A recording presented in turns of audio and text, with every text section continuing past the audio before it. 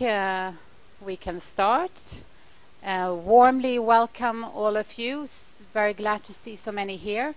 My name is Katarina Areskoug. I'm head of the EU-Commission representation in Sweden. And one of our tasks here at the representation office is to organize seminars on topical EU issues. And that's exactly what we're doing today. We're organizing a seminar on the European Commission's country report. We are co-organizing it with Fokus, the think tank Fokus today, which we're very happy to do. And today's moderator will also be the Deputy Director at Fokus, Andreas Bergström. As you're aware, the European Commission is monitoring economic developments in member states.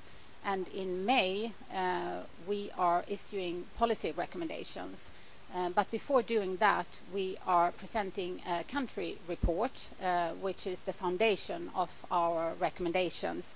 And it's that country report that we will be discussing today.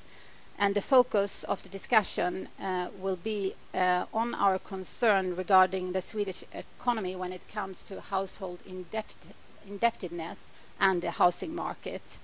And here I would very much like to underline that the Commission is very anxious to sound out policymakers and stakeholders on our country report and then later on our recommendations. And that's one of the reasons why we're organizing this seminar today. I'm very happy to welcome many experts from Brussels, from DG ECFIN, the Director General for Economic and Financial Affairs. And they will be speaking here today, and they are the ones very much responsible for the country report. And I'm especially happy to welcome Istvan Szekely, who is the director in DG ECFIN, responsible for Sweden. And I will leave the floor to you to make an introduction of our report. Very welcome. Thank you very much. Let me start where Katarina ended, show you our little universe, our relationship and working with the countries as part of the European semester, which has a cycle as we go around, and this actually includes several kind of stops on the way. One very important, the report that we present today. The report is supposed to be the analytical foundation for the recommendations later on given to the country. But let me emphasize that for me as a director working in this area, the most important thing is this dialogue we have today. Because our group of people talking with each other, that's where the solutions are found. Reports are there to kind of describe the situation, give our observations, but I think if we think there are problems and we need to find solutions, we can only find together. In fact, I personally believe the solution is here in Stockholm. So what we can do is to help you to find the solution. Now, within this, what we call the macroeconomic imbalances procedure, which is a kind of separate procedure similar to the Stability and Growth Pact and the excessive deficit procedure, is looking into countries' economy for signs of imbalances. Imbalances in the sense that the economy, unless policy action is taken, will not be able to correct that imbalance without some sort of problem. And problems that may not be optimal or ideal for a economy or a society to have. And we have this year basically three broad categories: countries in excessive imbalance, and Italy, France, Portugal, Croatia, and Bulgaria are in this group. These are countries where we believe that immediate policy action is needed and decisive policy action. So we reach the point where something needs to be done now. Then we have countries where we call them imbalances, which is a group of countries that include different types of problems, or countries experiencing different types of problems. So for example, Germany is in this group because Germany has a too large current account surplus that within a currency union may create problems in the other countries. Ireland, a country I worked a lot on, is in this group because Ireland went through a crisis and is now coming out of crisis. By the way, it's the fastest growing economy in the European Union and one of the fastest growing in the world, but it still has the heritage, the legacy of the crisis, and is working through this crisis. And then we have Sweden and actually Finland as well in this group for some reasons that I will explain in a minute. And then we have countries where we think no imbalance, which doesn't mean that they don't have problems. It's just that at this stage we don't think that we need this procedure to focus their attention on the problems. So let me give you quickly how we see Sweden. And I think we should start with the basics. The basics is that the Swedish economy is one of the best performer, or in fact, probably the best performer at that income level. So high-income countries in the European Union, and I would say also one of the best in the world in terms of going through this crisis. And this chart shows you your real income, your real GDP, and we take 2007 as 100 just to calibrate all countries to this and see, you know, how you do. And the dark blue is Sweden, the red is the euro area as a whole, and you see that Sweden is comfortably outperforming the euro area and increasingly so towards the end. So this is a very decent performance, and that shows that this economy is overall a well-managed and a healthy economy. But healthy economies can have problems. And but again, let's see, you know, the other parts of the kind of fundamental health this economy has. This chart shows you your kind of external. Things are falling apart once the Commission is here. Right?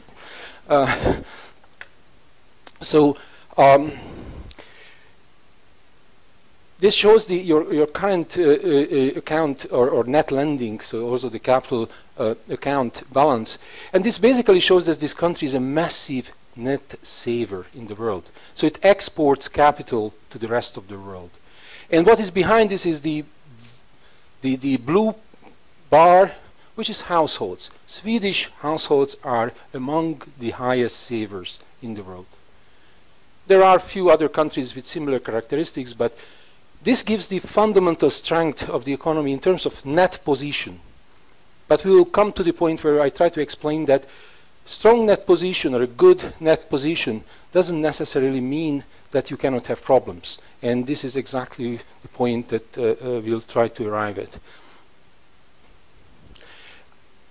This is just, you know, shows your position in terms of stocks, because the previous one was flow. So in 1 year, how much you earn, how much you spend, and the rest is saved, and that goes, you know, basically to the outside world in terms of net of investments in Sweden. And this shows the kind of cumulative effect of this. And the yellow line is kind of measured position of the country. And this is roughly 0, which is a little bit misleading. There are a lot of valuation issues behind this, because if you take your cumulative flows, it shows actually a very strong net position. And there are a few accounting issues behind the yellow line, which suggests that it's probably a positive position. So it's a very solid, strong position vis-a-vis the rest of the world. And in terms of, you know, how the economy is growing, what this chart shows that the red line is the kind of annual rate of growth, which bounced back quickly after the first phase of the crisis. Sweden went through the second phase of the European crisis relatively well. And it is now at a growth level 3% or around that, which is for a country which has such a high income. So it's kind of at the frontier of what a developed economy in the world can produce. This is a very solid growth rate. We'll come a little bit behind this, because behind this there are a few developments that suggest that maybe there are also issues around this, but this is, again, very solid performance against which we'll try to look into the issues. And finally, this chart shows what we call potential growth, which is basically some sort of average underlying rate of growth, and then the economy is kind of fluctuating around this according to the economic cycle. And what this chart shows is that, like any other country, during the crisis, this kind of potential growth went down because the economy was hit. There were structural changes necessary to go through the crisis, but it's very quickly restored its potential actually to the level that we had before, which is very unique, I would say. Not that many countries in the world actually could do this. Again, behind this, there's a little issue, namely that if you compare 2004 to 2017, the population growth is very different. So per capita basis, it's actually not the same, but the economy as a whole is growing very solidly. So what can be a problem in a country like this? I mean, it's a star performer, very solid external position. I didn't even mention, you know, the one of the highest employment rate in the world and all this. I mean, the nature of the thing is that actually every country, even the best performance and the richest one, can run into problems that if they don't address at the right time with the right measures, may create, you know, issues. And the major underlying issue in this report, and we'll have two separate sessions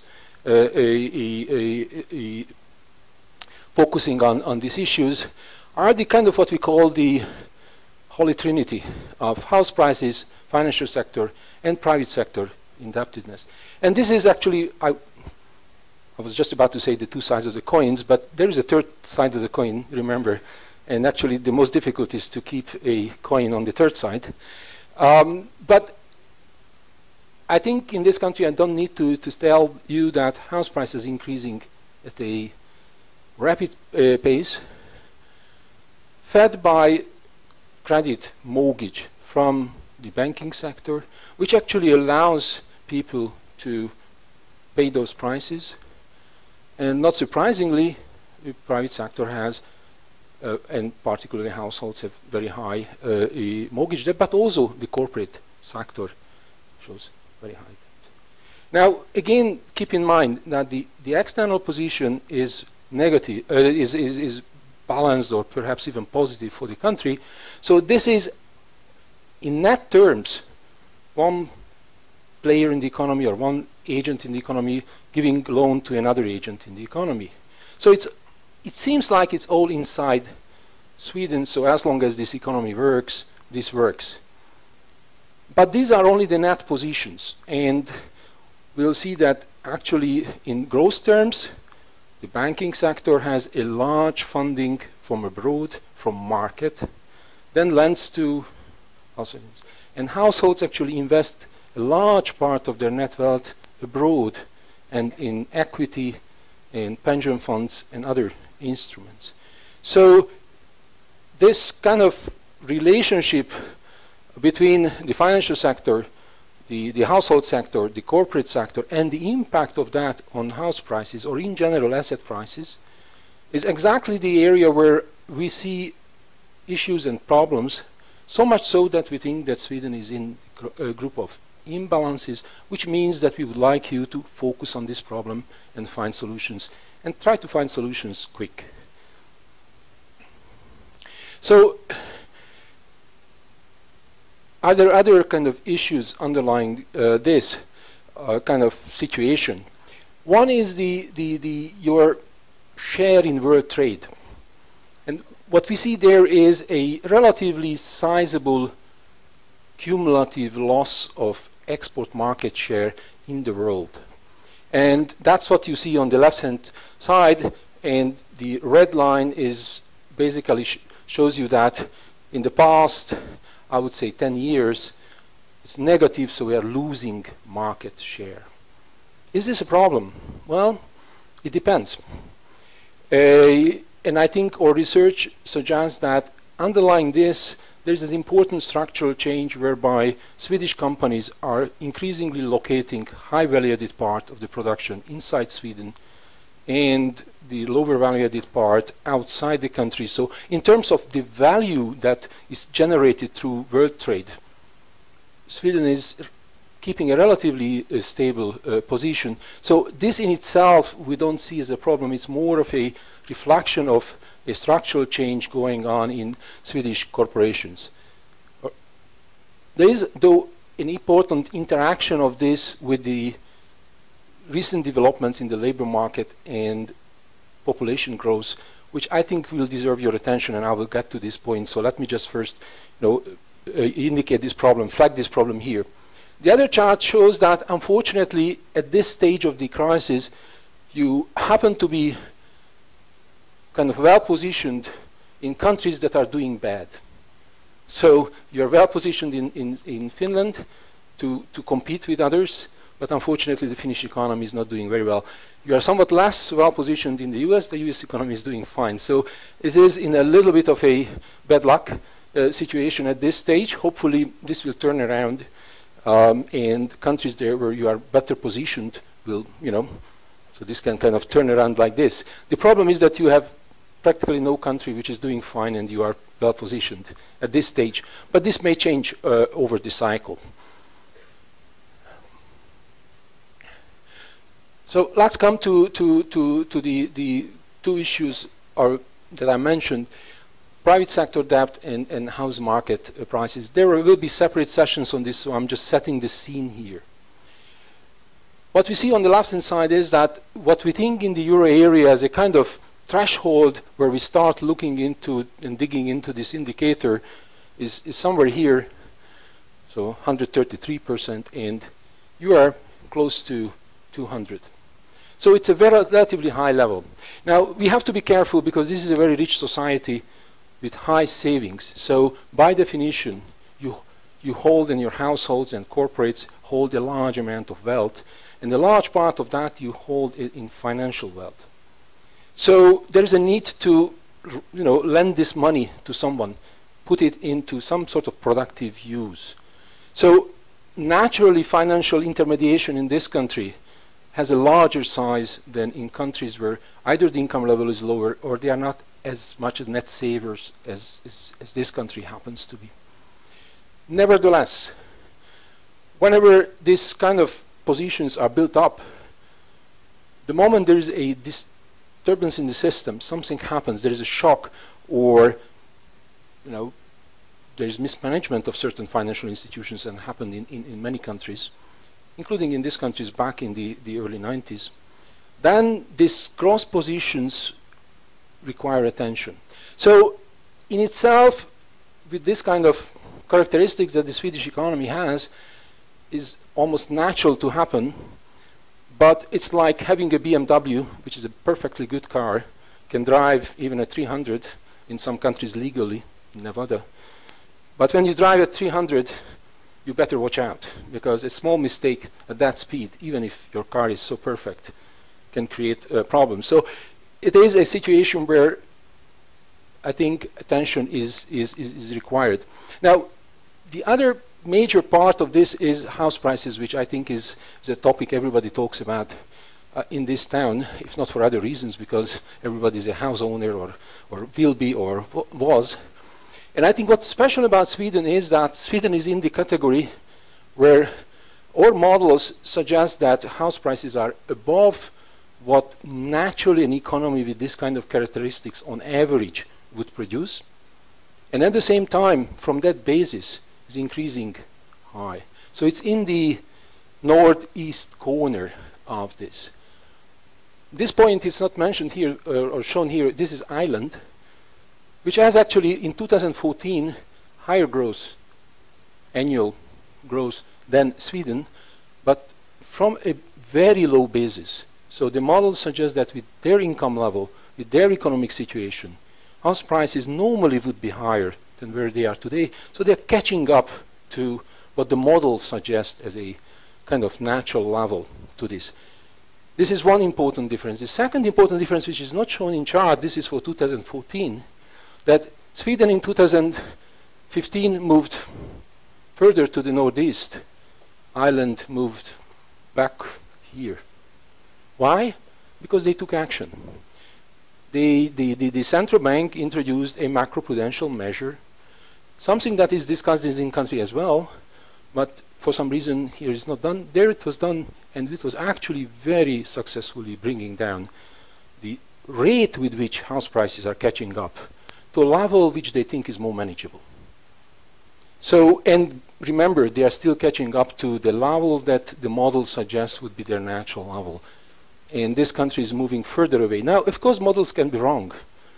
I'm not suggesting that models should run our lives, but they give a good, you know, how to say this, comparison or good benchmark against which we can talk about this problem. So very quickly, the other challenges, one that I already mentioned, and what you see on the left-hand chart is that we show unemployment rate according to skill structure. So high-skilled, basically people with university degrees, typically in any country and well-functioning economy, it's very low unemployment rate. These people can find a job if they want. You know, sometimes they need a bit more time, but then people with secondary education or medium-skilled, somewhat higher, but still. And then we have people with low skill, so basically primary or first half of the secondary education. And traditionally, actually, Sweden was one of the best performers because this group had rates that were not so much higher than the others. But look what happens since 2007. These people are not finding jobs in the same way and to the same extent as before. And this chart is really going up. So there are two issues here. One is that the share of these people is increasing, and the capacity of the market to generate jobs for them is not keeping up with the changes. And remember my point about what happened in Swedish enterprises. They were increasingly keeping high value-added jobs in Sweden and locating low value-added jobs outside. Now, all of a sudden, they have a large pool of unskilled. So the strategy and the situation in the labor market is not perfectly matching each other. So there are two ways out. Either get these people better skilled and better able to find jobs in the labor market, and the market offering jobs to them. But something needs to happen.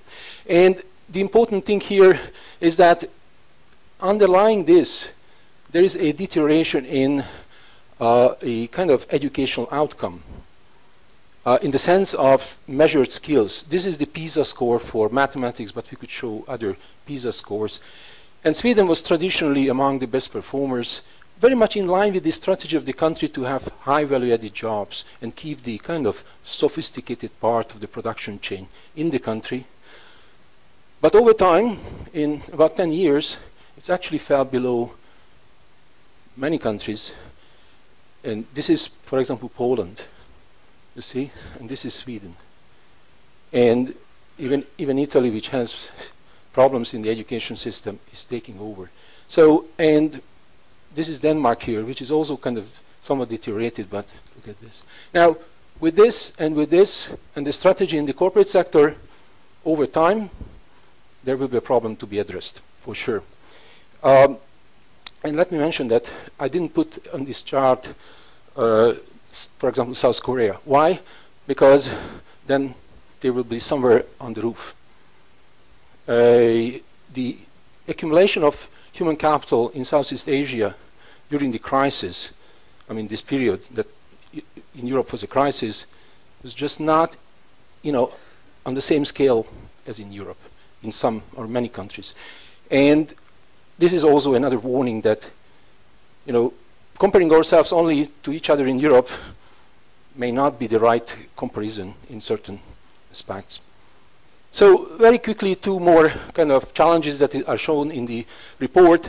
One is that the share of research and development expenditure is kind of slightly declining in the private sector. In the public sector, it's kind of flat and at the level which I think is probably good for a country like Sweden. And you know, your target is to get back to actually somewhere here. So this is the Europe 2020 targets. So it is below that, but even worse, it's going in the wrong direction. As an economist, let me just say, there's no virtue in spending on something. The virtue is to having result out of something. So this measures the spending on this. We could also look into, what it produces, this money. So how many patents, how many, industries you are at the, at the frontier and all these things. But this is a little bit of a warning sign. Again, if you think about the strategy that we described, that Sweden retains the high-value jobs and continuously kind of locating the rest of the production outside. Again, there's a little bit of mismatch between the strategy and this. And finally, your infrastructure, we picked one, the railroad infrastructure, which seems like there is now a period of underinvestment, but there were periods before, and you corrected this. I think, given your environmental kind of love of environment, which I share, I think this is an area which certainly would deserve correction. So I stop here, and if anybody has questions, I would be happy to answer. Okay, so I'm Andreas Bergström. I'm co-hosting this from Fokus together with the Commission, and I will, if you have questions, I will just see to that. There is a microphone, isn't there?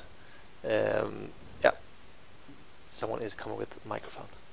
So, please, there's a question in the middle there. Please say your name and question. Good morning, Johan Rudström, Uppsala Nya Tidning.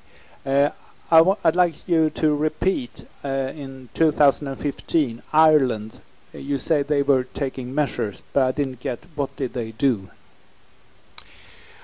What they do is to tell to banks that when you give a mortgage loan to a customer, you have to look into the ratio between the income of that person and the debt service. And overall, for the portfolio as a whole, you need to keep a certain ratio. Not each and every individual contract, but a certain share of the portfolio. So the idea here is to introduce some sort of little break in the system, that it's not that it rules out certain contracts, but for the system as a whole, it kind of slows down what we call the credit-fueled house price growth. This is a standard measure which actually was introduced in some other countries even before the crisis. So I happened to work back before the crisis on Poland, and we kept telling to the supervision that one can take prudential measures in order to slow down.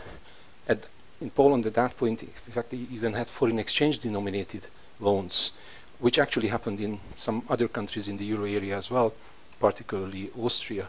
So when the market generates kind of opportunities and people kind of go for that opportunity, the idea is not to rule it out or make it, legally prohibited, impossible, but to give very strong incentives for banks to keep it at a manageable level.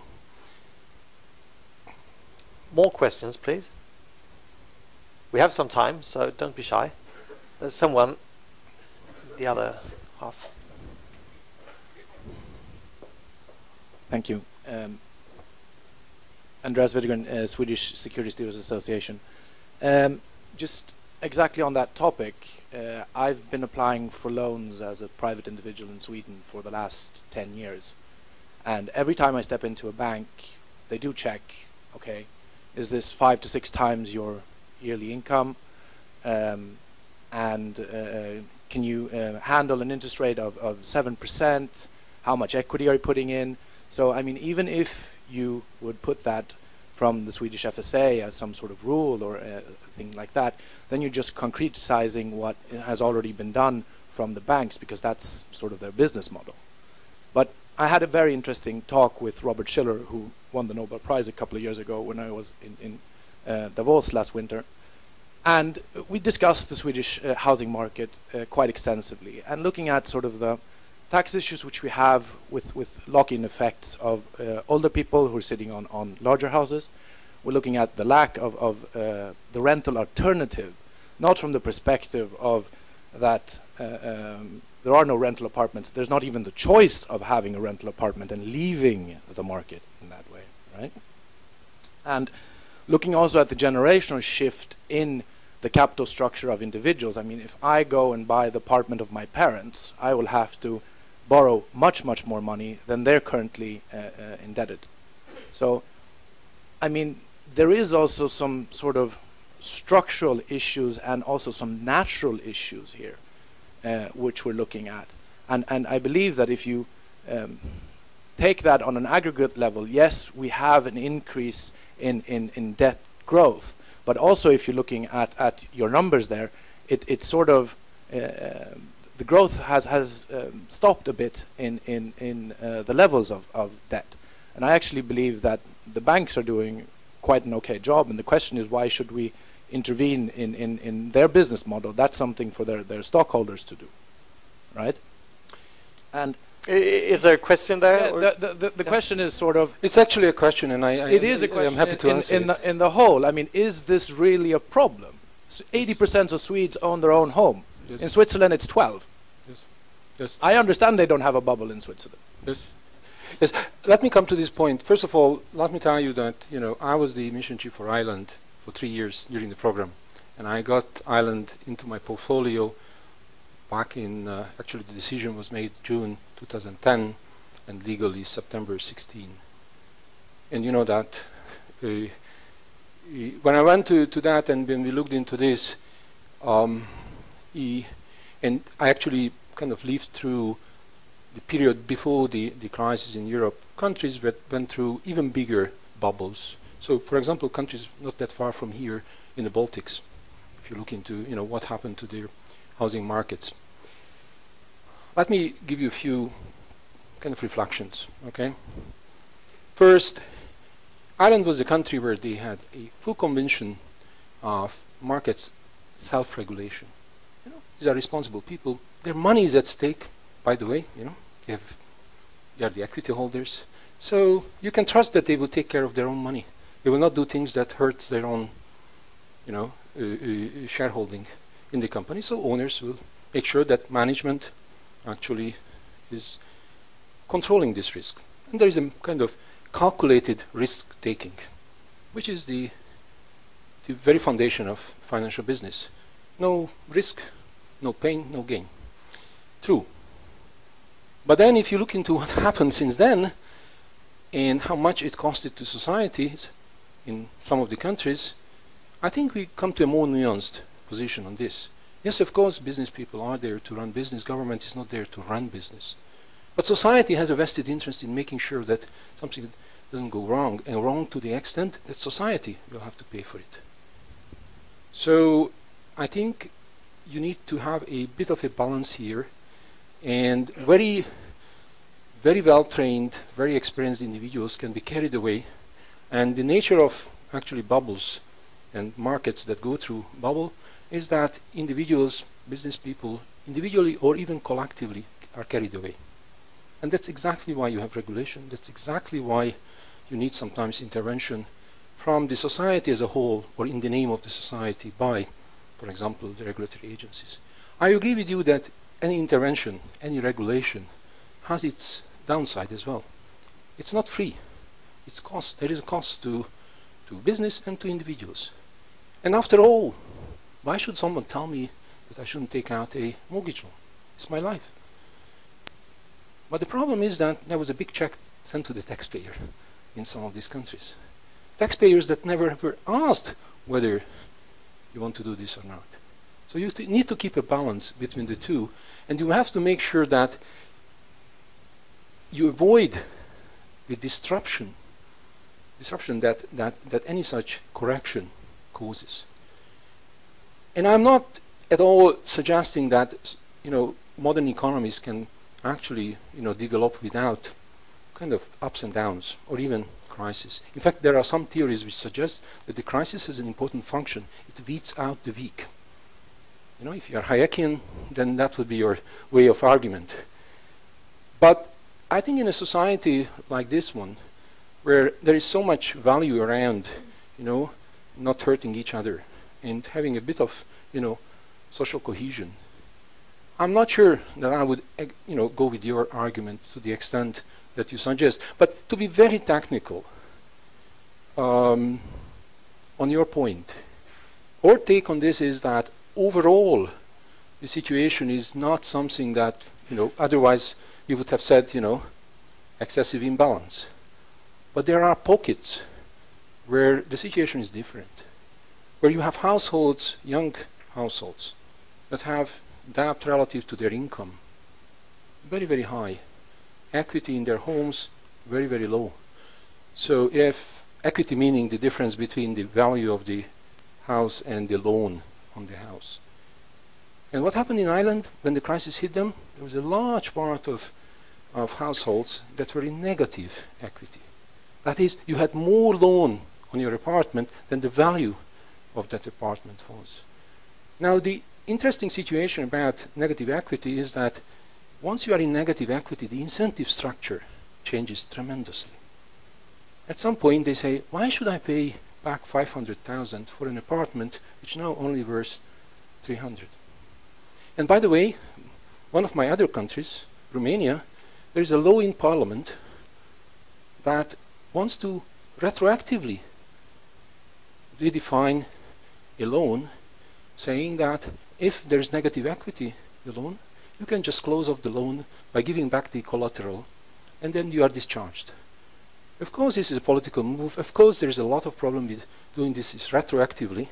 But the important lesson here is that when society sees problems, politics will generate certain types of solution which may not be so good for the industry and may not be, constitutionally okay. But what I'm trying to suggest to you that the moment you have a large amount of households in negative equity in a country, there will be reactions. There will be reactions from the individuals, there will be reactions from other things, and law is endogenous. So law can be changed. Let me suggest this. I fully understand, and I see your facial expression, and you are not Bulgarian, so this means not yes, this means no. Unless you are Bulgarian, that I don't know. But what I'm trying to say is that I think this is exactly the purpose of this meeting. We have a session on this, and I would really very like to much listen to this kind of. We had a day yesterday, we listened to many people on these issues. I fully understand your argument.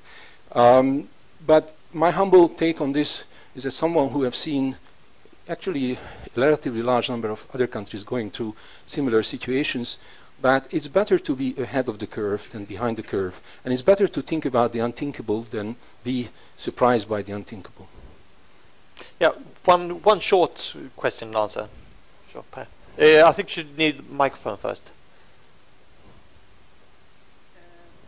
Hi, I'm a small business owner.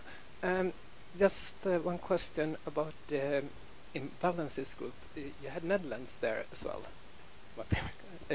I remember I moved there in 2004, and then they had quite similar problems to what Sweden has now. And also it was in the Rotterdam area, and it's in many ways comparable to Stockholm area. But is there any, comparisons or take away, if you take away the euro thing, but other that we can learn from the Netherlands or how they handle this situation to get out of it, both housing and labor market and all of I think it's a very good question, and if I can give one advice to people like you, is that there's a saying in Hungarian that the clever person learns from the mistakes of other people.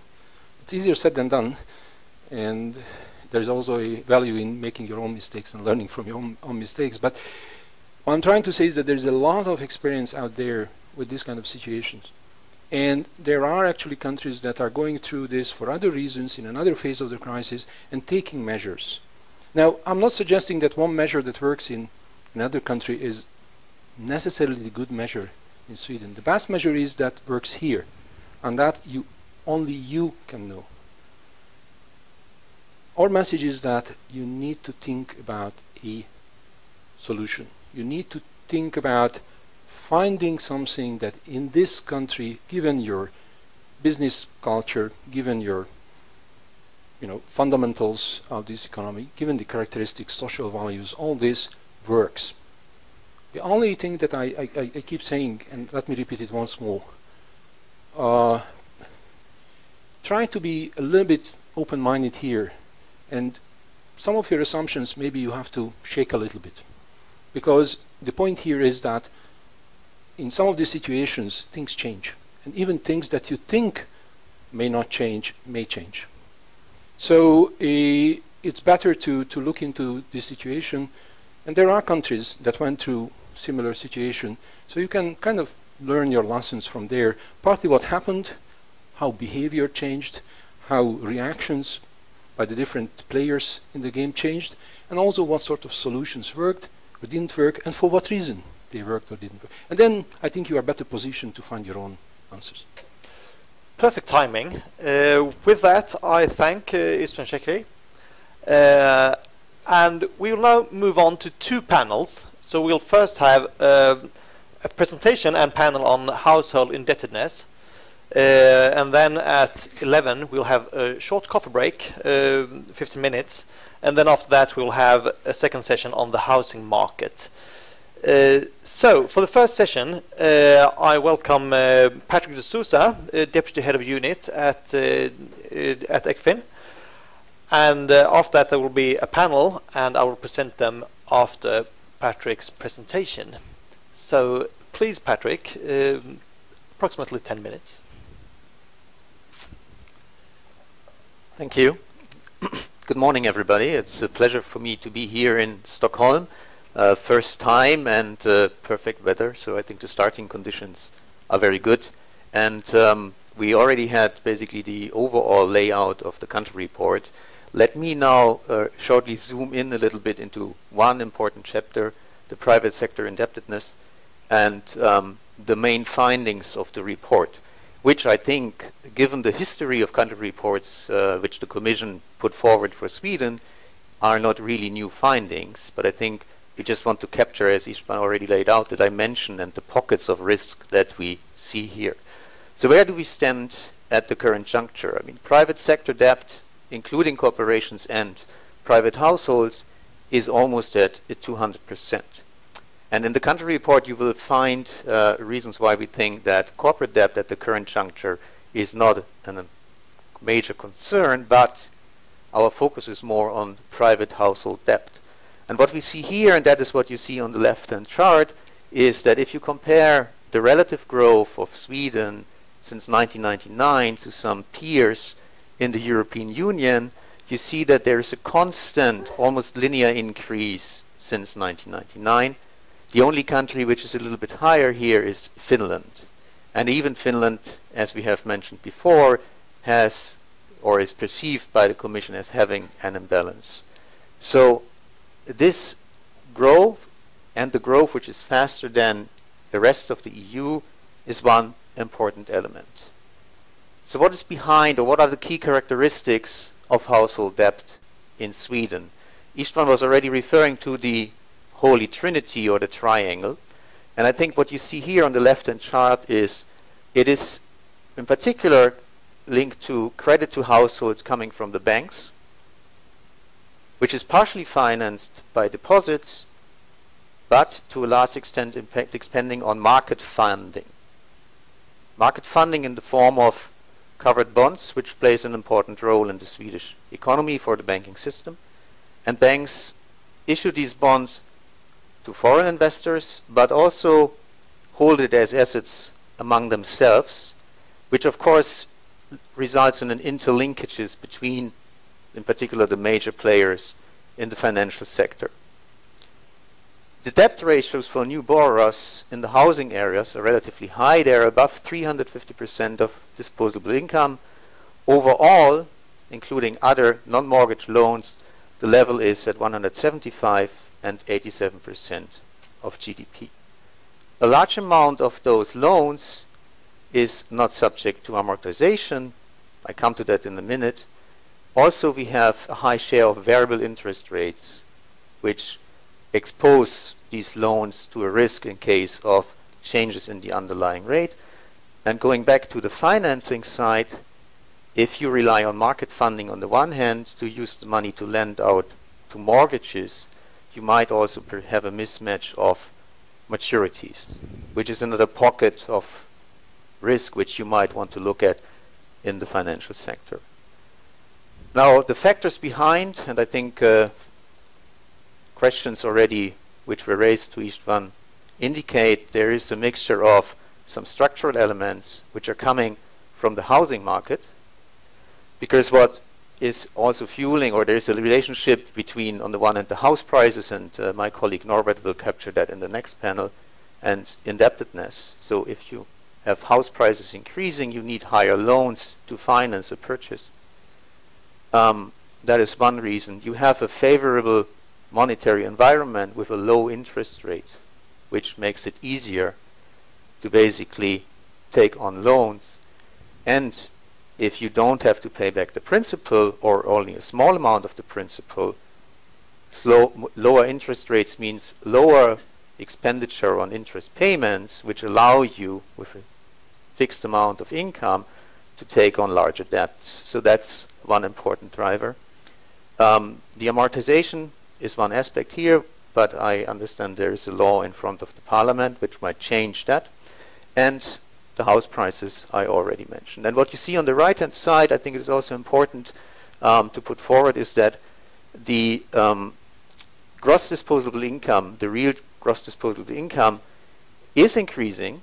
This is another factor which is supporting, of course, the ability to take on debt, but it's not increasing at the same pace over time compared to the household indebtedness. So there is a kind of gap widening. What could be at stake? I think we had this broad overview before, so let me just repeat. There are different pockets of risks which might result from the fact that overall you have, on the one hand, assets and liabilities which on the aggregate seem to be okay, and there might even be more assets in households that they can use. But are we sure that the distribution of assets and, on the other hand, debt is such that those households who have a significant amount of debt are also holding the assets? Or is there an asymmetry that, in particular, those households who are taking on loans now, young households, families, which are at the starting point of their career, have not yet such an amount of assets as older households who already basically have partially amortized their loans? So there might be an asymmetry here which could expose the economy to a risk. The second element here is that the variable interest rate is something which could result in the case of an abrupt change in the monetary environment. Higher interest rate could have an impact on the amount of money households have to pay the loans, which might have an impact on their consumption pattern, because less income is available for consumption, which might have cascading effect in the overall economy. Macroeconomic risk, if you have more households, young, or households which are at the lower end of the income scale, which have a relatively high debt-to-income ratio, if they are exposed to unemployment or other risks which are idiosyncratic, like sickness, they might not have exactly the same amount of coverage as they get from their current income. So this is exposing another problem. So if your unemployment benefits have not increased at the same amount as your disposable income, there's a gap widening which might have an impact on your spending patterns. Last but not least, the house prices. The house prices could fall abruptly. An exogenous shock is hitting the economy. And remember that in the early 2000s until 2006, we were talking about the great moderation. Economists were thinking about this time is different, to quote a well-known book from Rogoff. And but the time wasn't different. Something was basically hitting us on the basis of expectations that we were forming as a society as a whole, that we're assuming that going forward we will have a kind of steady state with low interests on the one hand, and increasing house prices on the other hand. And in such a situation, a change of your economic environment, of an exogenous variable, might trigger confident effects. So am I sure that what I assumed would be valid is now changing? Might have impact on financial markets, the willingness of players to, for example, finance banks with respect to covered loans, because they are linked to house mortgages. So to the houses, if the value of a house is reducing, what does this mean for the banks and their possibility to finance themselves in the market? Might they might have to increase interest rates to secure funding, which will have an impact on the interest rates which they charge to the borrowers. You will have wealth effects. My asset side as a household is shrinking. Will this have an impact on my consumption pattern? Because I might use part of my wealth in the form of the house to finance consumption loans, which has not increased, I think, in Sweden over time, but there is a constant share of households, I think, who might rely on that source of financing. So all these different elements, and I'm just talking here about one individual shock. So if you think about it in an economic sense, I'm talking about a partial shock to the system, but I'm not looking at the full cycle of effects from one part of the sector to another. So something happening in the household will have an impact on the corporate sector. Demand is falling, profits are falling, might have an impact on banks, will have an impact maybe on monetary policy setting, on the confidence on the Swedish economy, behavior of foreign investors. So if there's a shock hitting the system, we have to understand how the interlinkages are working and what might be the impact. So that's the pockets of risk we are referring to and why we think there is an imbalance. Other mitigating factors, I think I was referring already to the underlying fundamentals, yes, but we also saw some policy measures, in particular on the macroprudential side, the increase of the loan-to-value ratio to new mortgages, the upcoming amortization, the risk weight floor which was increased for mortgages. We mentioned already the wealth of households with the caveat that we don't know how exactly they're distributed. We also have to be aware that given the nature of the investment, they might also be subject to re-evaluation in the situation where a shock might hit the economy. And Istvan was already referring to it. There is a culture of paying loans back, but as I said before, and Istvan was referring to the example of Ireland, if economic situations change, economic incentives are changing, and agents might then behave differently given the new economic environment. Possible policy responses, I mean, the Commission and then later on the Council will publish country-specific recommendations for Sweden, and you're well aware that in 2015 we published one CSR. And if you think about it, and these items were already discussed, if we perceive these pockets of risks, which have, on the one hand, are linked to individuals, but might have negative externalities to the society, you might want to think, how can I internalize these externalities by putting the incentives right? So is there a possibility to, for example, consider smart debt-to-income ratios? The example of Ireland was already mentioned. We have the amortization, which is in front of the Parliament. The taxation was mentioned by one member of the audience, that there is, of course, a tax incentive coming from the interest rate tax deductibility, which could also be revisited. Is there a way to use or move to a different way of taxation? Can we, and that's for the housing market, and Norbert will capture that, can we look at the housing market and tackle the problems there which lead to an imbalance of supply and demand in an appropriate manner?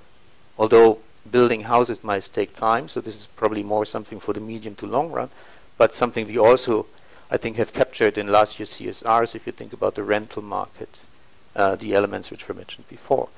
So looking back, and this is also what you find in the country report, there was limited progress in tackling the country-specific recommendation for Sweden, and I think some policy ideas are there, but we are very eager to listen understand your interpretation of the current situation and the policy ideas. Thank you very much.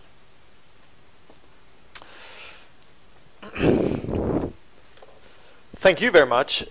So I will bring up the panel, and they have prepared presentations, and you can take, but you can all come up at the same time. So it's Martin Flodén, Deputy Governor at Riksbanken, Anna Breman, Chief Economist at Swedbank, and Albin Kainelainen, Acting Director General at the Economic Affairs Department at the Ministry of Finance. And I will let you have your briefer presentations in the order you now appeared, and then we'll have a discussion, and there will be plenty of room for questions from the audience as well. So please, Martin, go ahead. I'll see if you can get your power. Yes. Perfect. Thanks. So I'm happy to be here and comment on the Commission's report and this question that we think quite a lot about at the Riksbank. And actually I was here, I think in November 2014 to comment on, I guess, was that the previous report or the 2 reports ago maybe? Okay, so 2 reports ago. So when I did that, I showed this slide, and I'm planning to show exactly the same slide again because my view, the Riksbank's views, and the Commission's views, and the Swedish economy, nothing has really changed very much. So the comments are very similar. And our view and my views on the problems with household indebtedness, and also related to, of course, the housing market, are very much the same as the Commission's. So this slide, it summarizes my views, but also I think that the Commission's views and what we have just heard. So it's a little bit of repetition. But I agree with the view that household debt is high in the Swedish economy. And why is it high? Well, relative to other countries, there is not much amortization in the Swedish society. We have developed a different culture on the mortgage market over the last decades in Sweden, together with a few other countries in Europe, but most countries still amortize much more quickly than what we do and what we will do, I think, also after the new legislation, the amortization requirement is implemented. So that's one thing. And as the Commission points out, relative to other countries, in Sweden we have also strong tax incentives actually for accumulating debt, among the strongest incentives in the European Union, with the deductibility in particular of the interest rates.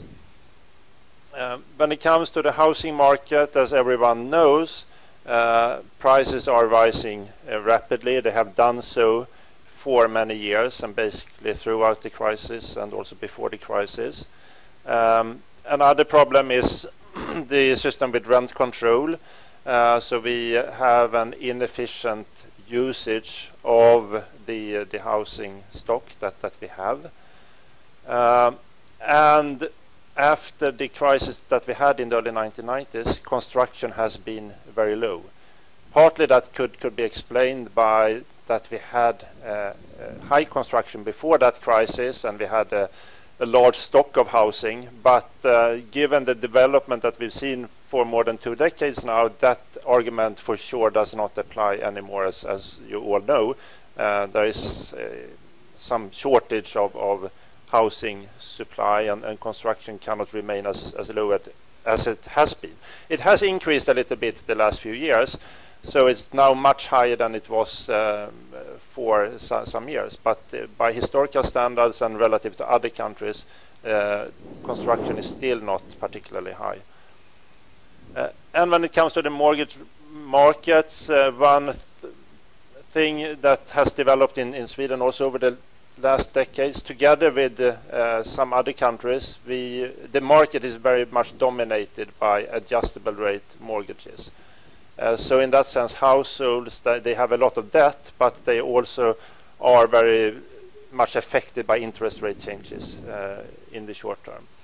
And also, as was pointed out again, the banks, their funding is also, there is a mismatch in terms of maturity for the banks. They mostly fund their lending. The lending that they extend is long term, but they fund it short term, and it's relatively much market funding and also relatively much foreign funding of the bank. So there is a maturity mismatch. There are a few mitigating factors that I think will show up here. Households have very high savings relative to other countries and relative to Swedish history also. We have strong public finances, so that can help if problems develop. There is still some fiscal scope.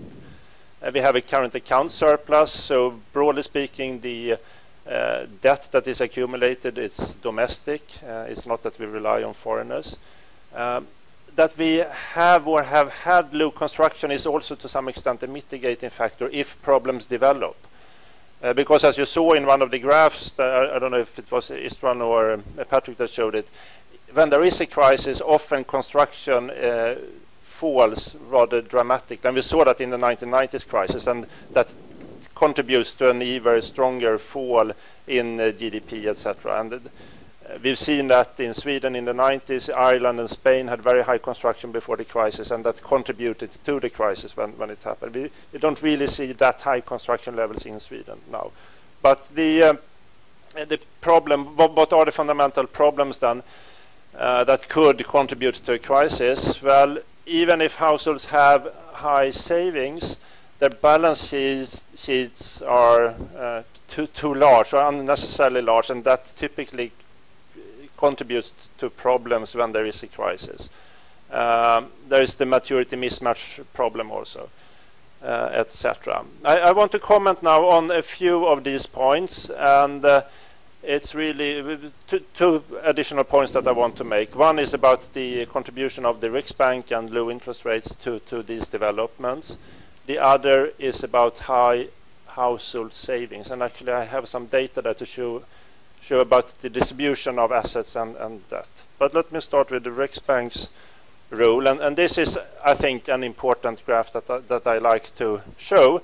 To the left, we see the interest rates in Germany and Sweden, basically the monetary policy that has been conducted. And as you see, we've had almost identical monetary policies for the last decade, and also, I think, for several years before the last decade.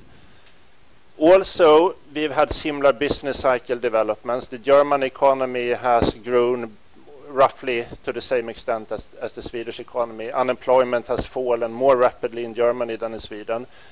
Employment has maybe increased a little bit less. So we have had very similar macroeconomic developments, but the housing markets have developed dramatically differently.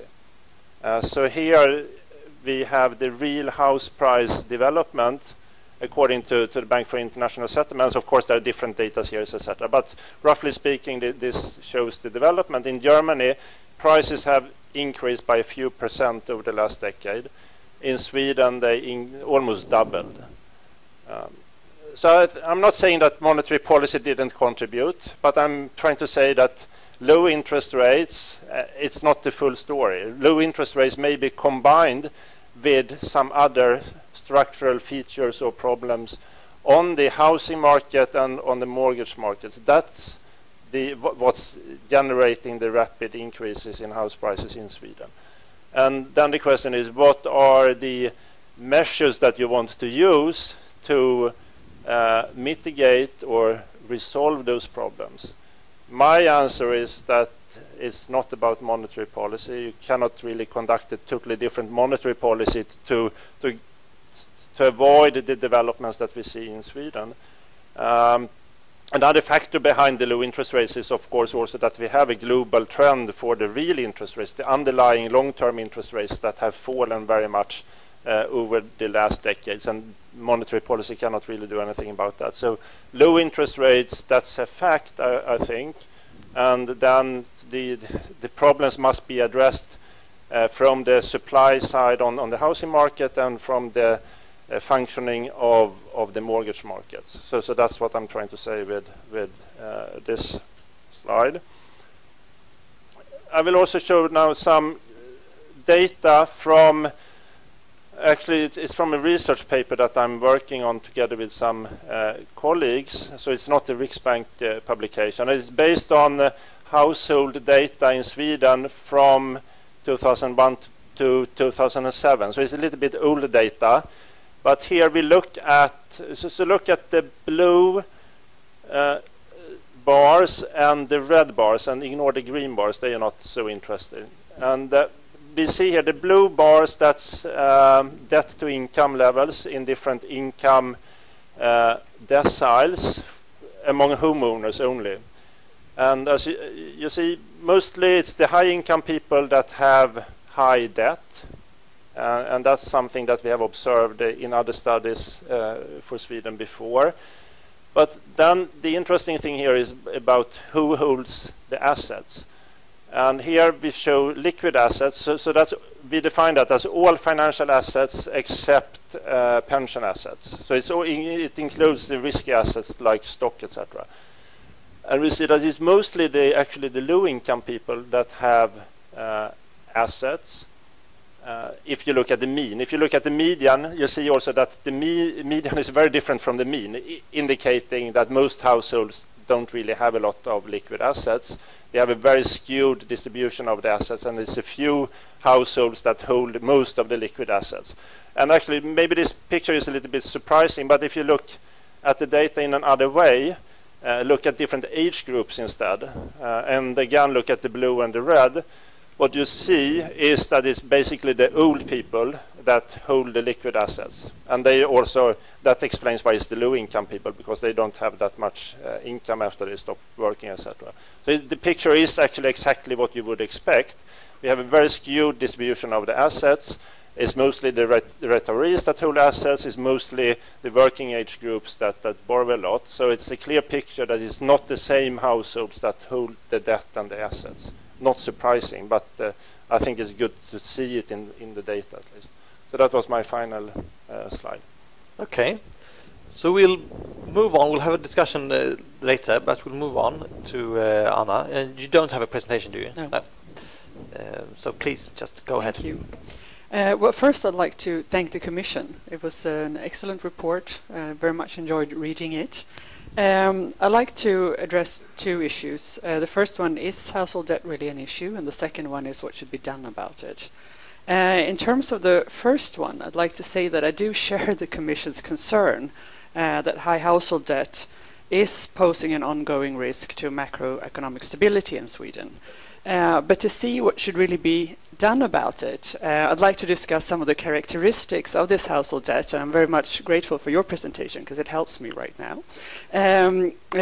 First of all, looking at the fundamental factors driving the Swedish household debt and also the housing market that we'll discuss later. Everyone has been mentioning the low interest rates, the tax incentives, low amortization, etc. But the fundamental issue is very much the fact that population has been growing faster than expected in Sweden, and the urbanization has been very strong, and construction has been low. So there is a huge shortage of housing. Demand is much higher than supply, and people are moving into the major cities, Stockholm and Gothenburg and the university cities, because that's where they have access to jobs and education. So still, the demand for housing is very much related to strong labor markets in those regions, and access to education. We don't see much speculative property buying. I'm not saying that it doesn't exist, but it's not a driving factor in Sweden. It's really the labor market and the shortage of housing. And then these other factors are contributing to high house prices, but the underlying fundamental is too little construction over a long period of time. Second thing is that if we look at household debt and the house prices driving the increases in household debt, it's very unevenly distributed if you look both in terms of generations, which I think is excellent that you're bringing up in the report and that you also brought that up, but also regionally.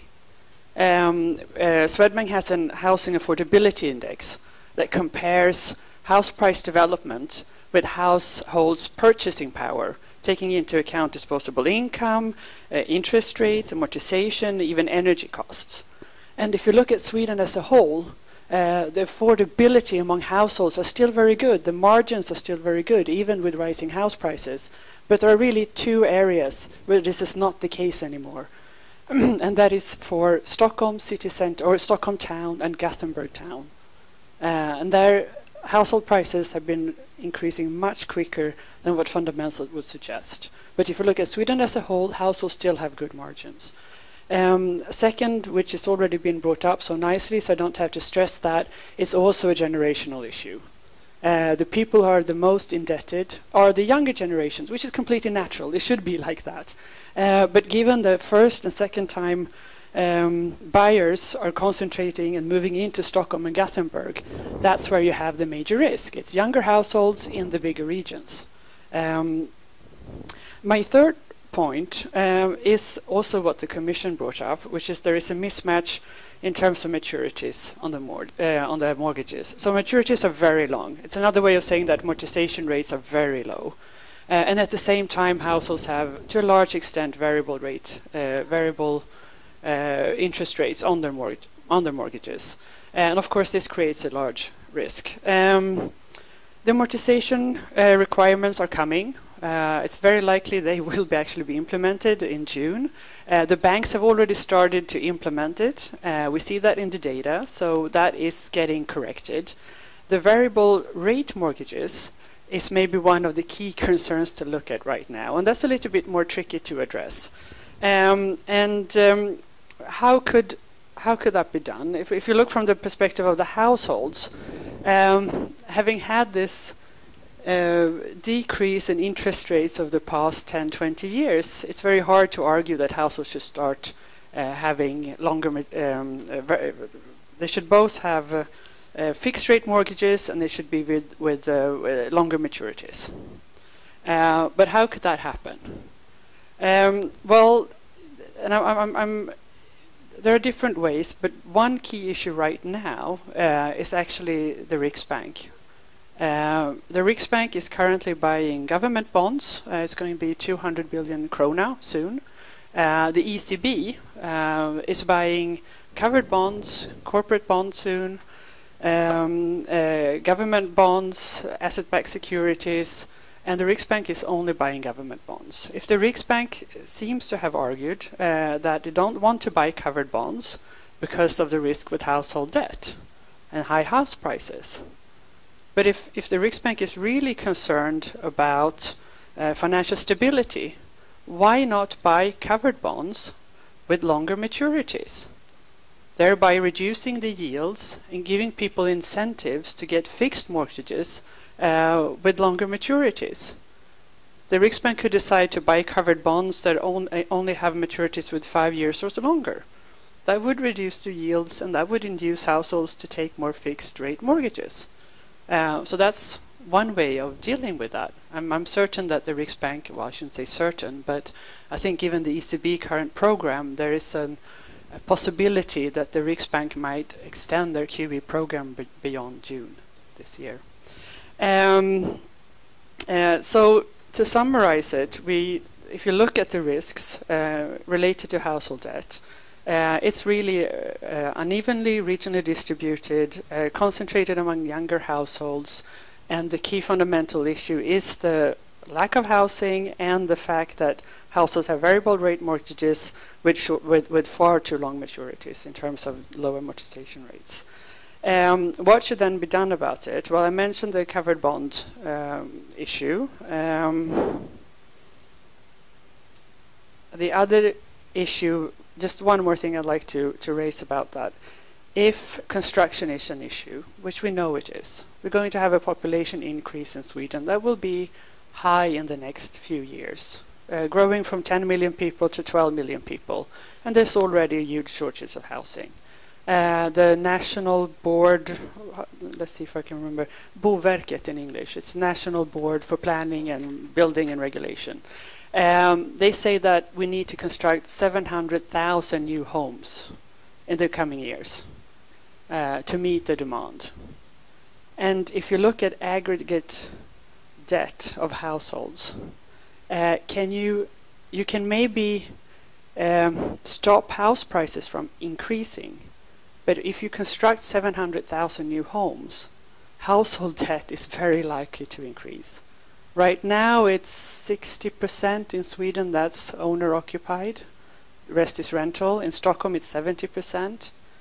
If you construct this many new homes, I don't think that the measurements to deal with the risks need to be to lower the overall debt level. It needs to address the risks in the populations that are the most at risk. And that is getting people to amortize and getting people away from variable rate mortgages to a larger extent, and to increase supply of housing, because then house prices will not increase so much in the future. So those are really my 3 recommendations. Thank you. Thank you. I think I will let Martin answer a bit later about what bonds the Riksbank should buy. But first, I will. So you can think about that for a few minutes. So I'll let Albin have his. Yeah, you have a presentation there. Here you go. Please. Yes, thank you very much.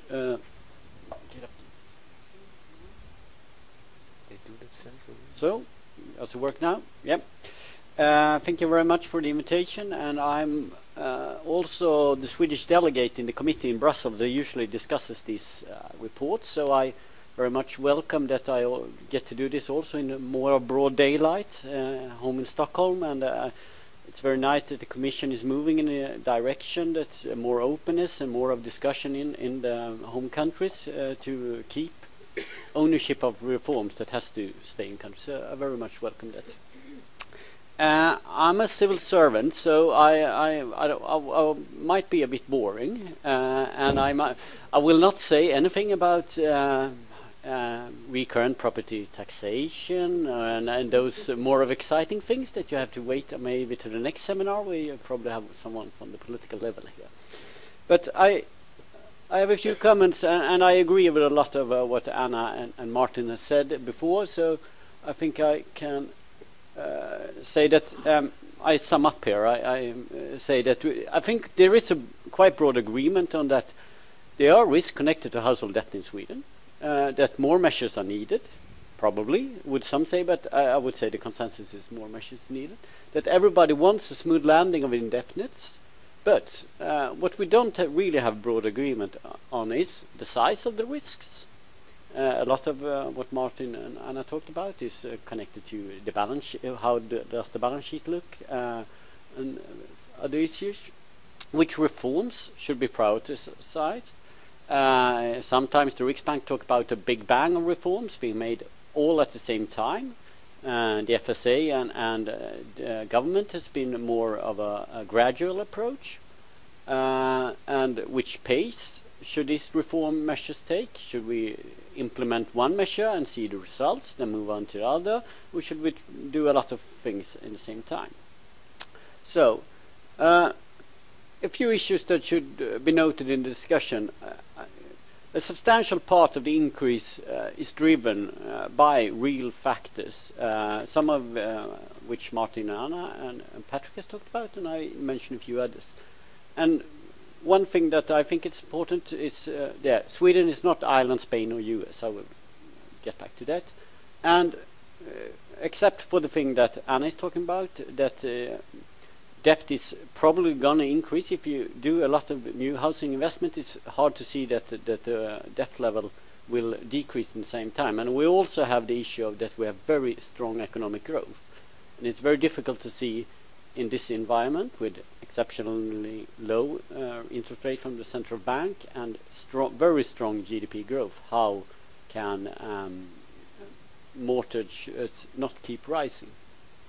And the last boring point is that legislation takes a lot of time in Sweden. We are very serious people that do inquiries. We have a parliamentary process that takes a lot of time.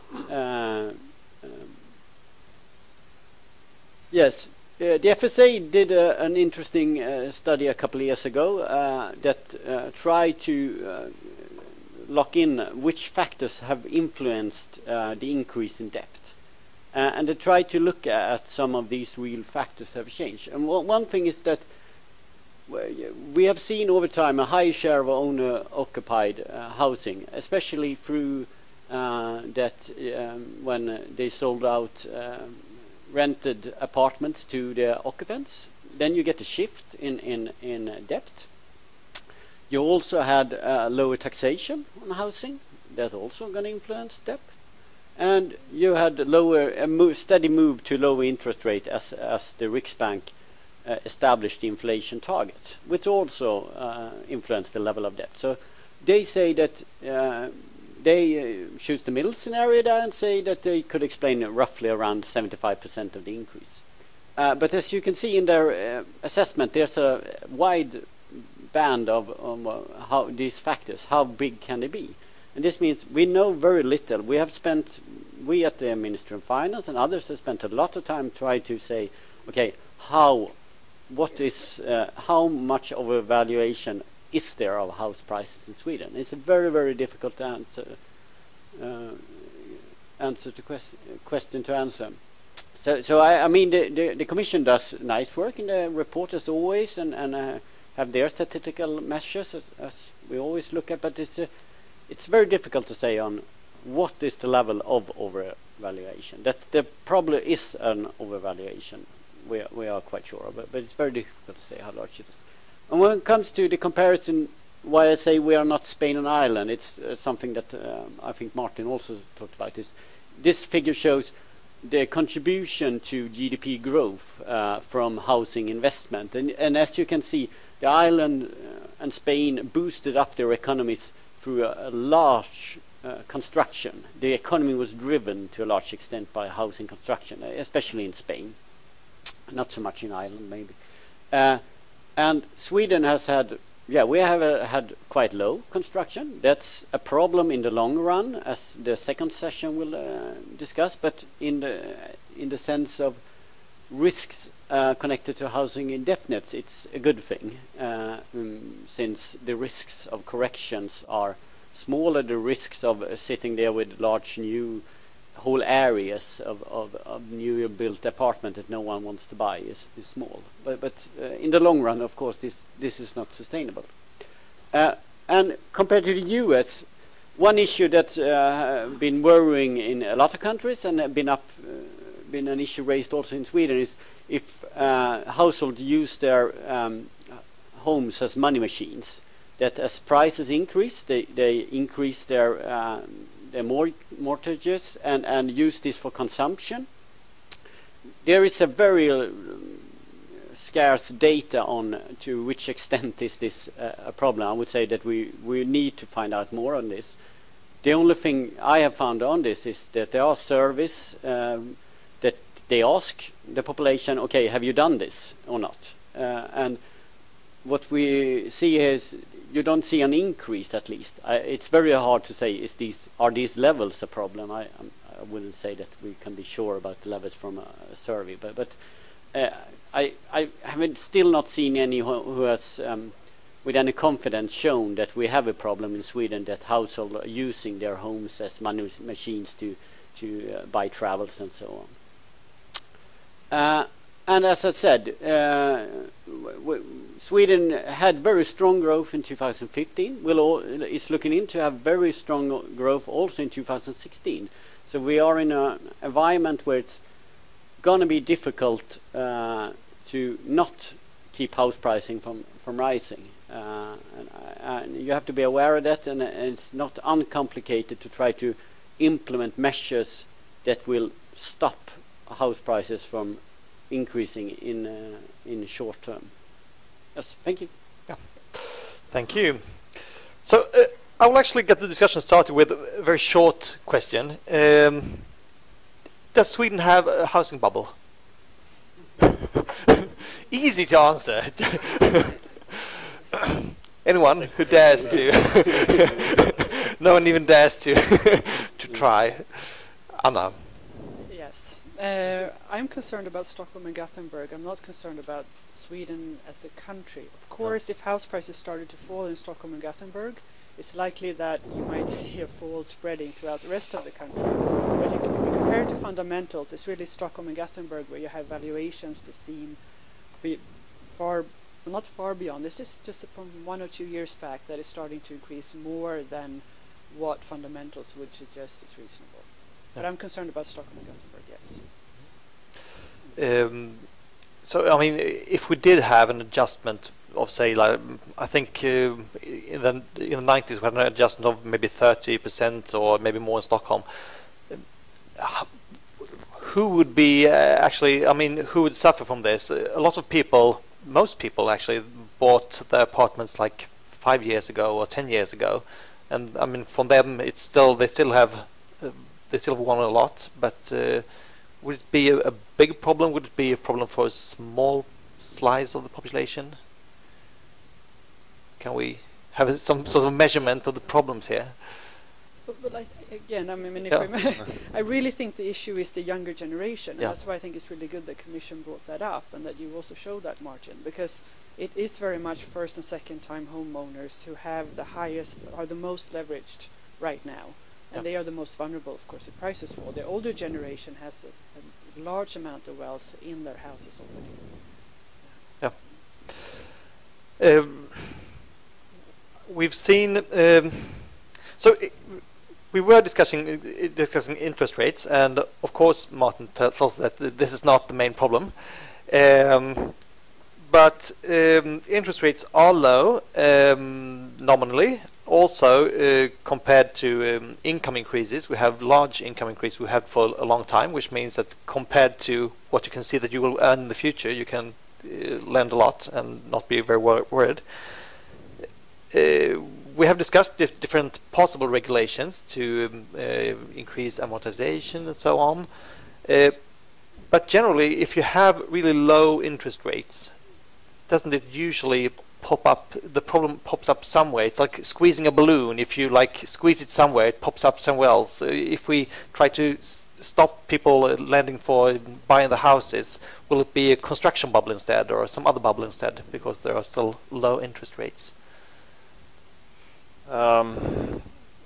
Well, that could definitely happen. So I definitely think there are risks associated with very low interest rate levels. And the one risk is, of course, that people get used to very low interest rates and are not prepared when interest rates start increasing. Now all forecasts for monetary policy rates and for underlying real rates are that they will be low for a very long time period. So that's also something that we have to consider. And given that real interest rates have fallen, that should also contribute to an increase in asset prices like house prices.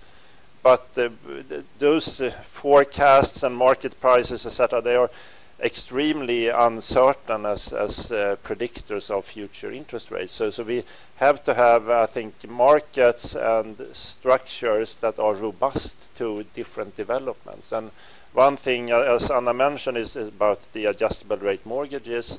I think that is a risk factor. It would be better if there were more fixed rate mortgages or more long-term interest rate contracts. I don't know exactly how to achieve that. It's not that I want to force all households to have fixed rate mortgages, but I think it would be good for the Swedish economy if there were more long-term interest rate contracts. And getting back to the question about the house price bubbles, etc., we try to avoid talking about bubbles at the Riksbank. We don't really have a view on that, and I don't personally either. But it's obvious that the markets are not well functioning. And it applies both to the mortgage market, where we have the problem that you can, well, we have a lot of borrowing, and when you can borrow more, you can also buy a more expensive house. And when house prices go up, you are allowed to borrow even more, etc. So there is a risk that there is a self-reinforcing mechanism where debt reinforces house prices, that reinforces more debt, etc. That's one problem. And the maturity mismatch is another problem. And obviously there are problems on the supply side with construction and usage of housing, etc.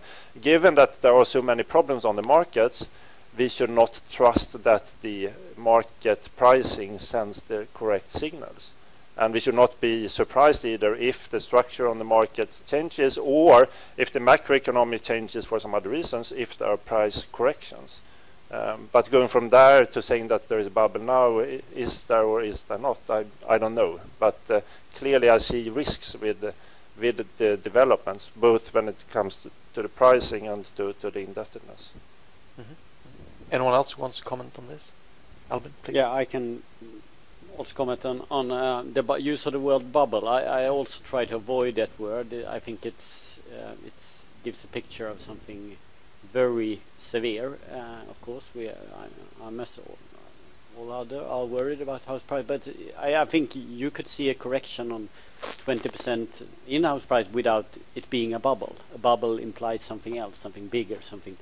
And I say without us having a speculative part of the market, we don't have a buy-to-let market, and people will need somewhere to stay even if prices decrease. So of course we will have problems with people deleveraging the balance sheets, but people will stay in their houses. They won't abandon them because they have to stay somewhere. And I mean, the labor market is exceptionally strong in Stockholm, and of course if you get major problems you can get vast unemployment, so on, but it's difficult to see that in the current situation. So I would be cautious of using the word bubble describing the housing market in Sweden. But words aside, is there a risk for a downward spiral? If you have 20 or 30% decrease in housing prices, and that will lead to, as Patrick told us, I mean, consumption will probably go down, investment might go down. This could lead to lower employment. It could lead to lower wages, which would lead to even lower housing prices, and so on. I mean, that I think is what we generally would call bubble bursting. Yeah, but you probably would need something to setting off that event. You would need a global downturn, and then we would have a lot of other problems. Of course, it would get the effects that Patrick described. If you get house prices that are decreasing, you will get the leveraging needs from the households, and you will get decreased consumption. But I think there are events that need to set that in motion, and it's then going to be difficult to separate out the effect of the house price and the effect of the downturn itself. Yeah.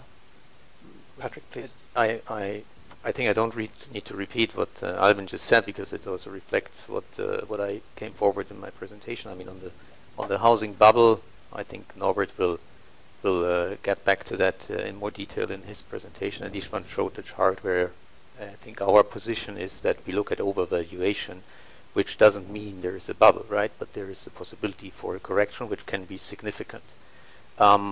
What could be a triggering event? I mean, I don't want to speculate, but I think we should look at the global environment, which is still of uncertainty. I mean, you have China, you have the emerging markets, you have the question of what is happening with the US and the growth there. Europe is with a low but still sluggish growth rate there. So there are possibilities where this environment, which looks at the currently not fully stable, could deteriorate more, and it might only lead a very small event to then lead to a cascade, which starts very little and then becomes more massive. So I think that is something where we are coming from, that while we are at the current juncture looking just at taking a picture as of today, we see, yeah, it looks fine, but, and this I think going forward, we say don't be overconfident and try to test your underlying assumptions. What if, and is my system sufficiently robust to tackle such if event? I mean, that's, I think, to describe where we are coming from. Mm-hmm. Actually, Martin, I think I will let you try to, if you would like to comment on what Anna said about what bonds the Riksbank should be buying. Well, not really, I think. So we, as Anna said, we are now buying nominal government bonds, and that's the plan, that we will continue buying that. But we haven't really excluded anything if we want to buy more. Well, no, I don't really want to say more about that. The plan now is to continue buying government bonds. And that's, of course, the typical thing that the central bank does first. Those are the safest assets and the most neutral way of for us to implement monetary policy and try to affect the interest rate level in the economy. A few years ago, a lot of people were angry with the Riksbank because you had too high interest rates in order actually to hold back a possible housing bubble. And then you changed policy, I would say, to a certain extent. And now a lot of people are angry because you have too low interest rates. And so I guess it's hard to do the right thing here. But maybe it's easier for the rest of you to comment on this. But I mean, is there now everyone foresees that we will have low interest rates for a long period to come? Should maybe the Riksbank use other methods to try to bring inflation up to avoid having those extremely actual negative rates, or well, are there other measures that should be taken to avoid the risk here? You are free to answer as well, Martin, but I guess you're a bit bound by the decisions you have made. So you leave the question to the... Yeah. Okay, good. Well, just a very short comment in terms of safety of what you buy. I mean, Swedish covered bonds are AAA rated, as well as government bonds. I think in terms of what the Riksbank should do, I do think that the Riksbank is living in a global environment where real interest rates have come down. Yeah. All over the world. Well, not all over the world, but in Western countries, in developed countries. So that's one of the key factors that the Riksbank has to take into account.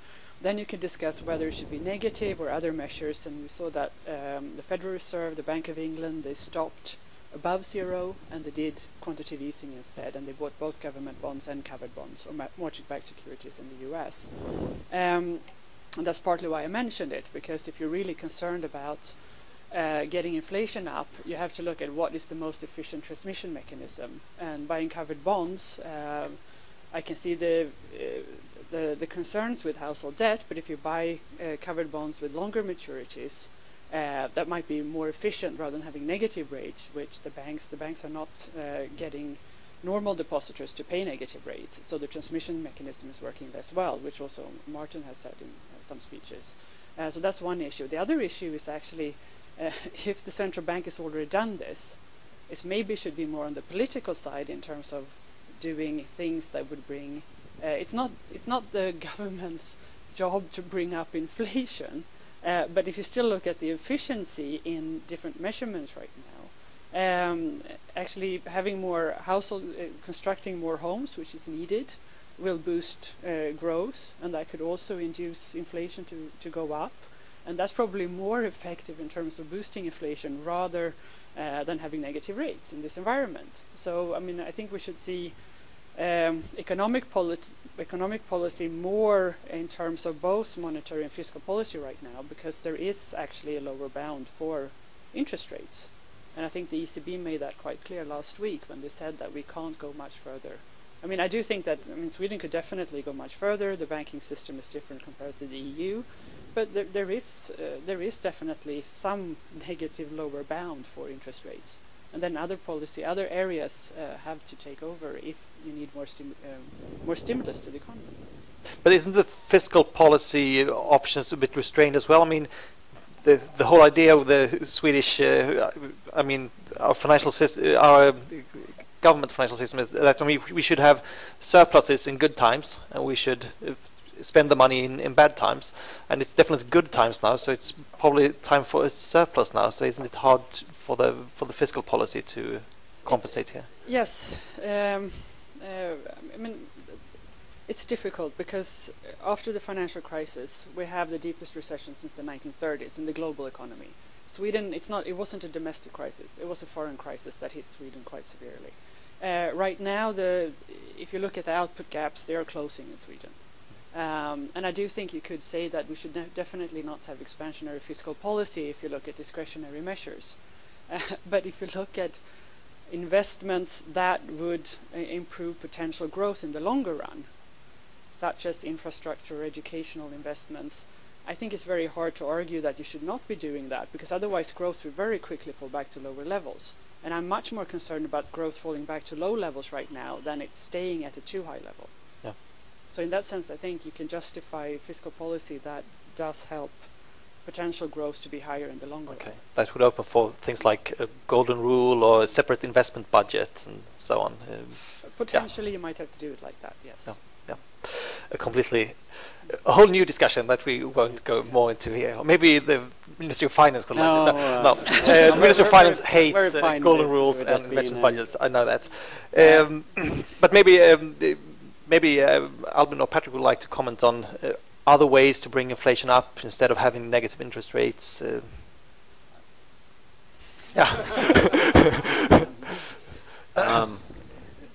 You pass on the buck, right? Yeah, so yeah. no, I mean, I think I would personally ask for your understanding that as a Commission official, where I think also in Brussels we have a kind of agreement that monetary policy is in the remit of the central bank. I abstain from commenting on monetary policy issues. I think an important aspect was mentioned that the output gap is closing, and that you might also expect that the underlying rate of inflation from the economy, because output gap is closing, you might reach a point where prices will go up in that respect. So, and with respect to the fiscal policy, I think active fiscal policy doesn't mean that you automatically have to increase the deficit. I think it is a question of how you basically, where you put the priorities. So you can keep the economy at the same level of spending or at the same structural deficit, as we like to call it, but reposition the expenditure such that you take into account investment into future potential growth possibilities. And another aspect, I think, is also that with the migration, there is already something happening on the fiscal side, because Sweden, I think, is quite exemplary in what it's doing to trying to integrate the flow of refugees into the society, and is putting forward programs which exactly counter that aspect. And if you look at Germany, for example, I mean, there is also an effect coming on the economy from that side. So I would be very nuanced here on that one. A lot of people are talking about reducing or ending the or phasing out the tax deduction for mortgage interest payments. Is this you mentioned it as well, Patrick?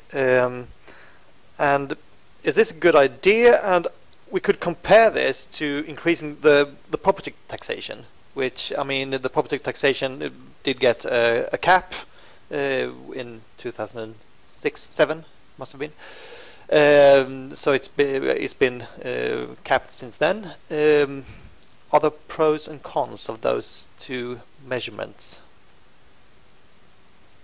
Anyone who wants to? Albin. I can. I guess I have to comment this. So what you have to remember also in this is that taxation has to be supported by the population. What we saw, people can have a lot of use of recurrent property taxation. Economists have a lot of view of that, but they seem to be separated from the public view on this issue. Yes. And it's not an uncomplicated issue to try to bring back a taxation that was very unpopular and seems to have very small support in the political system. I would say that you have to take that aspect into account, I think the issue of taxation is up in there. There are ongoing talks among the political parties on housing and related issues, and it is an issue that is in these talks, and we see what comes out of these talks. They will probably communicate something before summer as what they had said around this. Because, I mean, the reason I'm asking this question is, I mean, the tax deduction for mortgage payments is, I mean, this concerns a smaller part of the population who own. I mean, it's the people who have high loans, of course, but a lot of people actually own houses and they actually don't. I mean, they bought the house maybe 20 years ago, and they actually aren't that much affected by a change in the tax deduction. But they would be, of course, everyone would be affected if we changed the recurrent property taxation. So, I mean, would someone want to reflect on this quite big difference, actually? Well, I think it's reasonable to start reducing the tax incentives on mortgages. The key issue again is that the people that would be hit the most are the younger generations that are highly indebted. So the older generations who first they had high inflation to eat up their mortgages, then they got basically the property tax was taken away, and they're not really suffering if you reduce the mortgage interest rate. So it's a little bit unfair towards the younger generation. But yeah. I do think that it would be reasonable to very gradually reduce the tax incentives. And in terms of property taxes, of course, I mean, one of the issues in Sweden is the usage of the existing stock of housing. So the fact that we have low property taxes but quite a high tax on profits when you sell means that reduces the incentive to sell. So a lot of older people stay in their houses to a low cost. And I do understand all the political arguments, but as an economist, I do think that the balance is a bit too uneven. It's not easy, though. I don't see any. I don't see a political. I mean, politically, it's not going to happen. So. Okay, Martin. Well, I don't have very strong opinions on this, and I think the discussion about, in particular, the property taxation, it's not so much closely connected, I think, to the discussion we are actually having here about the robustness of household and how to affect indebtedness. That, to some extent, also actually applies to the tax deductibility. I think in the long run it would give us better incentives for not being so indebted, etc. But in the short run, there are pros and cons, and many political dimensions, etc.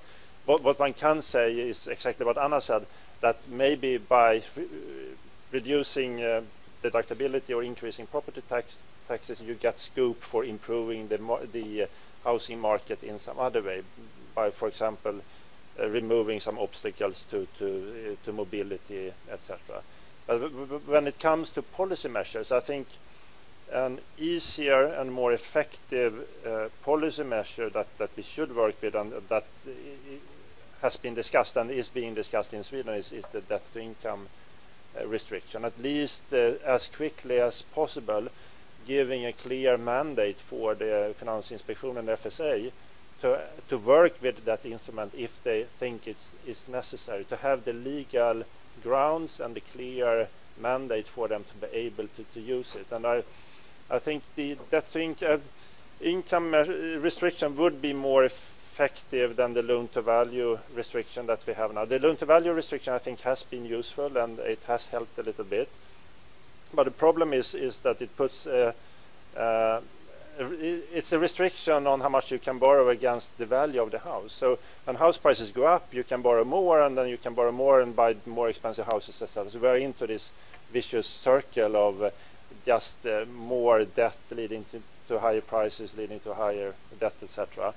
The debt-to-income restriction would be more effective if it's designed carefully and in the right way. It could be used as a speed limit to some extent, not maybe putting restrictions on what people are doing today, but making sure that things don't get out of control from where we are today. And we have some other countries that have worked with this. We talked about Ireland.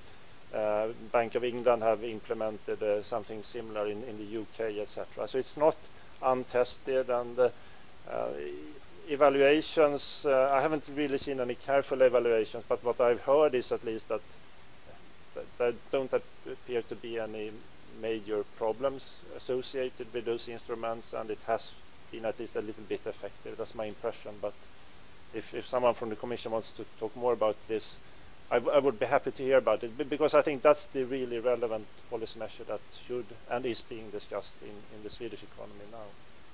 I will soon let in some questions from the audience, but we should maybe comment on this, because I think I would like to hear Patrick's view on this. I would also like to hear Anna, because aren't you already applying this in the banks, debt to income? So maybe Patrick first, and then Anna. Well, I think rightly, I think summarized also the points Istvan was making here. I mean, we are putting forward, and my slide also indicated that, and the last year's CSR, I think, was putting forward ideas in which direction policymakers can do. Ultimately, it is up for the Swedish society to form a consensus and think about what to implement, how to implement, and the pace of implementation.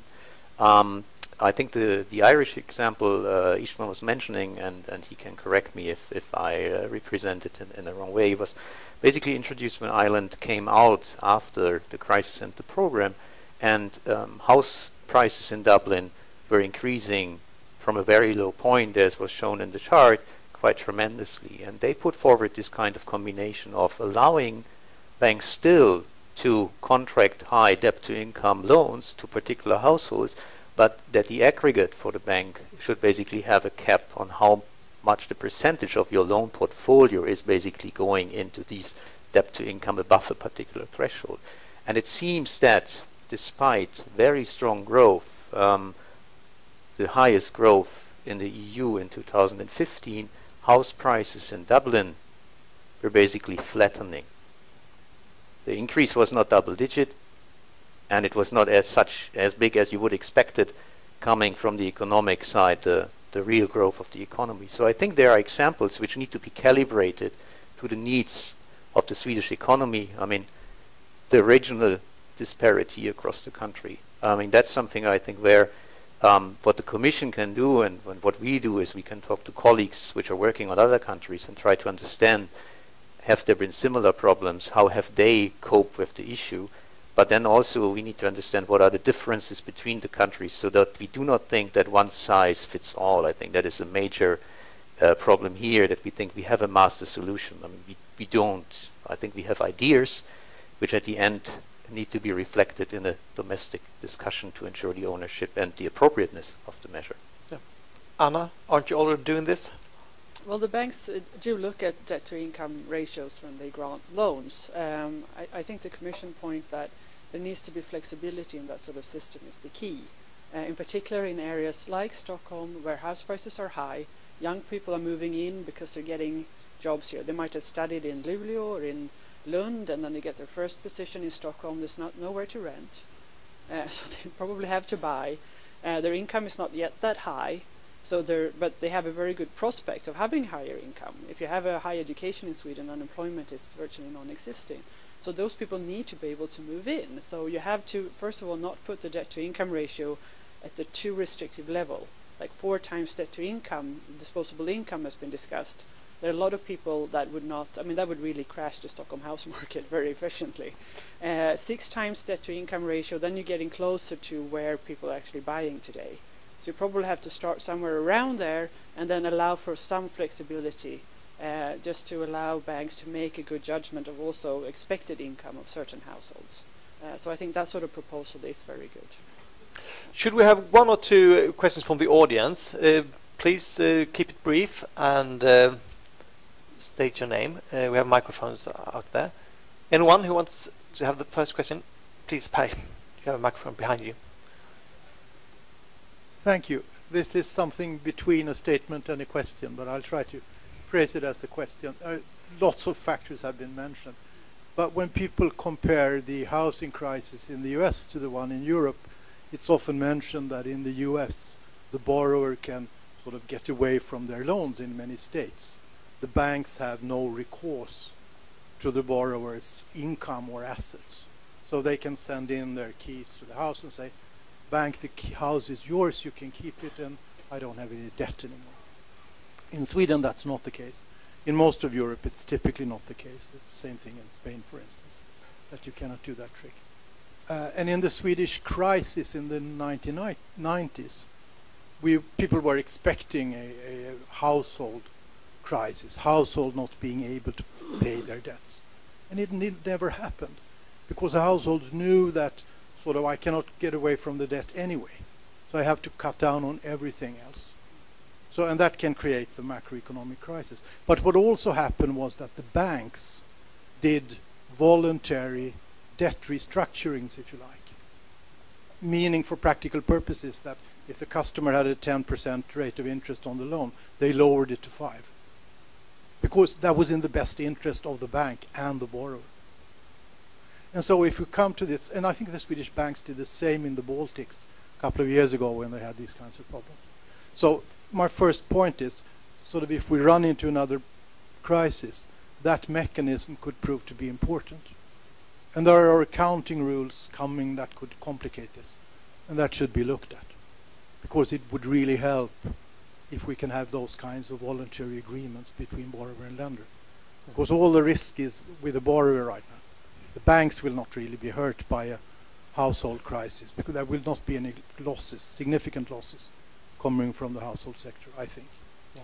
Second point is a more long run, namely, there are interesting proposals from academic economists to rewrite the mortgage contract, to have a sort of ex-ante sharing of risks, so that if household equity becomes negative, or if prices fall below a certain level, the interest rate on the contract is written down and then written up again when things go better. That's an option, and the customer will have to pay for that option. But it's a sort of nice way of distributing the risks between borrower and lender in a more symmetric way, which I think will turn out to be good risk management in future crises. That was the statement I made. Anyone who wants to comment on this? Martin? Well, about the first comment or statement, we agree from the Riksbank's perspective. Our main concern is not that households will default on their mortgages.